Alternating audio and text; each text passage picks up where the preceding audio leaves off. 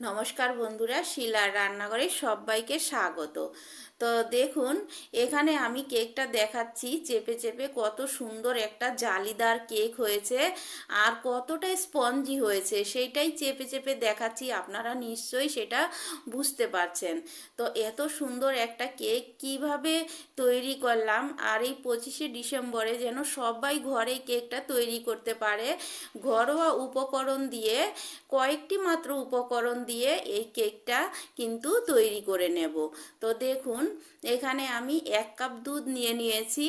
দুধটা এখানে আমি মালাই শুদ্ধই নিয়েছি, আর এই কাপটা দিয়ে কিন্তু আমি সমস্ত মাপটা নেব। আপনারা যে কাপ দিয়ে নেন বা বাটি দিয়ে নেন, সেই একটা জিনিস দিয়েই নেবেন সমস্ত মাপটা। তো এখানে আমি দেখাচ্ছি যে দুধে আমার মানে শর্টটা রয়েছে, শর্টটা শুদ্ধই আমি নিয়ে নিলাম। তো এখানে যেহেতু আমি কেকে বাটার ইউজ করবে না, তা দুধের একটু শর্টটা নিয়ে নিলে কিন্তু ভালোই হবে, আর যদি না থাকে সেক্ষেত্রেও কোনো অসুবিধে নেই। তো দেখুন, এখানে আমি চিনি নিয়ে নিয়েছি 1/2 কাপ পরিমাণে।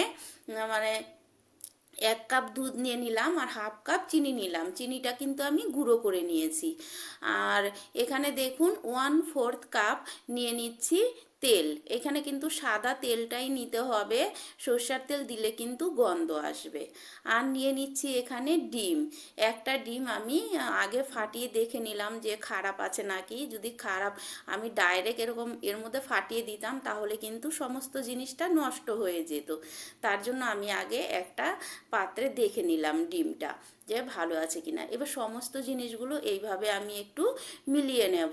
এবার কিন্তু চিনিটা গুঁড়ো করে দেওয়ার ফলে কিন্তু তাড়াতাড়ি মিলে যাবে, এর জন্য বলছি যে গুঁড়ো করে দিলে কিন্তু ভালো হবে। তো দেখুন, এইভাবে মিলিয়ে আমি একটু তারপর এবার দিয়ে দেব ময়দা। তো এখানে আমি দেখুন সেই কাপটা দিয়েই 1 কাপ পরিমাণে ময়দা দিয়ে দিচ্ছি। এবার 1 কাপ ময়দা দিয়ে আবার এটাকে আমি হ্যান্ড উইচের সাহায্যে ঘুরিয়ে নেব ভালো করে। এইভাবে যদি ঘুরিয়ে ঘুরিয়ে ভালো করে ব্যাটারটা তৈরি করে নেওয়া যায় তাহলে কিন্তু কেকটা ভীষণই ভালো হবে।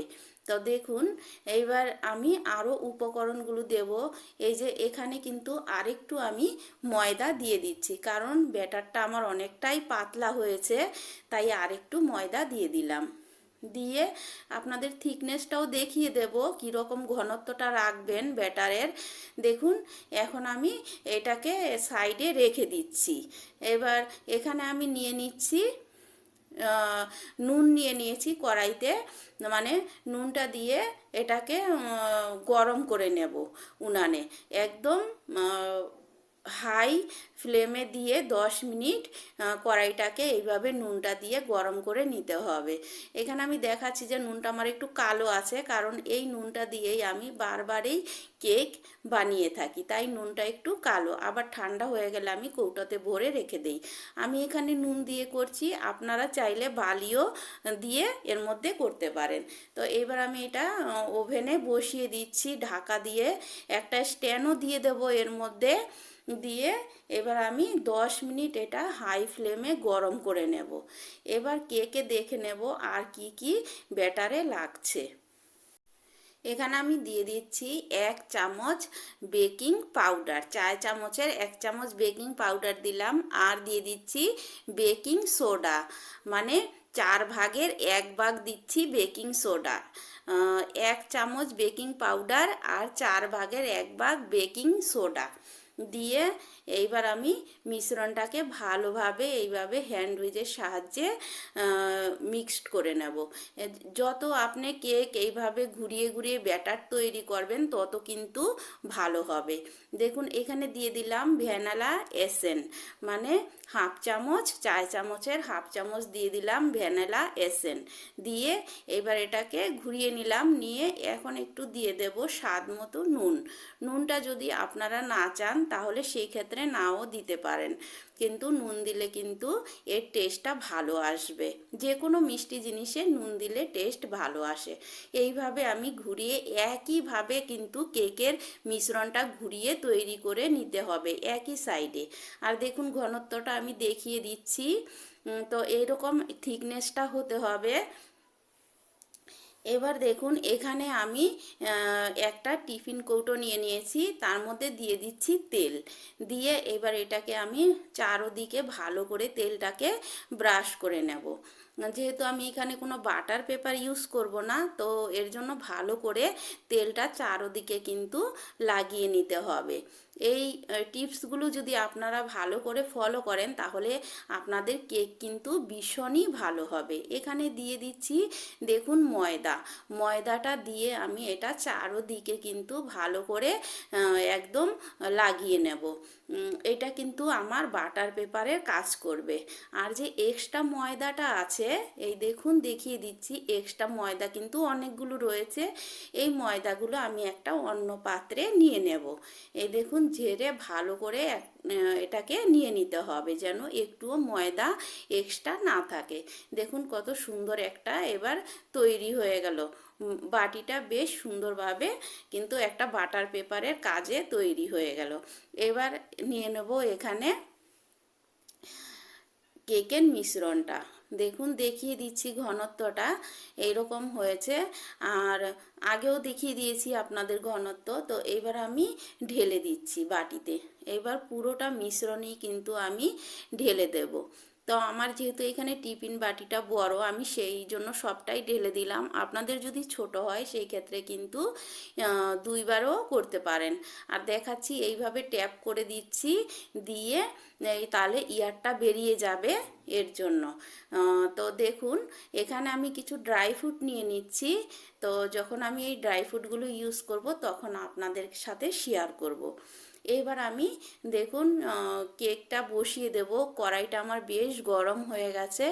এইবার কিন্তু কেকটা বসিয়ে দিয়ে একদম মিডিয়াম টু লোয়ে আমি এটাকে বেক করে নেব। মিডিয়াম টু লোয়ে 15 মিনিট বেক করব ঢেকে নিয়ে। তো দেখুন 15 মিনিট পর ফিরছি। তো 15 মিনিট পরে ফিরে দেখাচ্ছি আপনাদের কেকটা কীরকম হয়েছে। এই দেখুন কেকটা অনেকটাই কিন্তু ফুলে উঠেছে। এইবার আমি সেই ড্রাই ফ্রুটগুলো দিয়ে দেব। এখন আমি দিচ্ছি ড্রাই ফ্রুটটা এর জন্যই, আগে যদি দিয়ে দিতাম অনেক সময় কি হয় কেকটা যখন উপরে ফুলে ওঠে তখন কিন্তু ড্রাই ফ্রুটগুলো নিচে চলে যায় আর ওপরের দিকে থাকে না। এর জন্য আমি ড্রাই ফ্রুটগুলো এখন দিয়ে দিলাম, তাহলে আর ওপরে চলে যাবে, নিচে চলে যাবে না। তো দেখুন এইবার আমি ড্রাই ফ্রুটগুলো দিয়ে আরও 15 মিনিট মিডিয়াম টু লোয়ে করে কিন্তু এটা বেক করে নেব। মিডিয়াম টু লোয়েই কিন্তু বেক করতে হবে। পুরো কেকটা বানাতে আমার 30 মিনিট লেগেছে। 15 মিনিট পরে দেখাচ্ছি, দেখুন কত সুন্দর একটা কেক তৈরি হয়েছে। একদম ফুলে একদম পারফেক্ট একটা কেক তৈরি হয়েছে। সেইটাই চেক করে আবার দেখে নিচ্ছি। দেখুন চাকুতে আমার একটুও লেগে নেই। এইভাবেই কিন্তু চেক করে দেখে নিতে হবে। যদি একটু লেগে যায় আপনাদের সেই ক্ষেত্রে কিন্তু আরও 5 মিনিট বেক করে নিতে হবে। তো আমার একদম চাকুটা দেখলেন পরিষ্কার।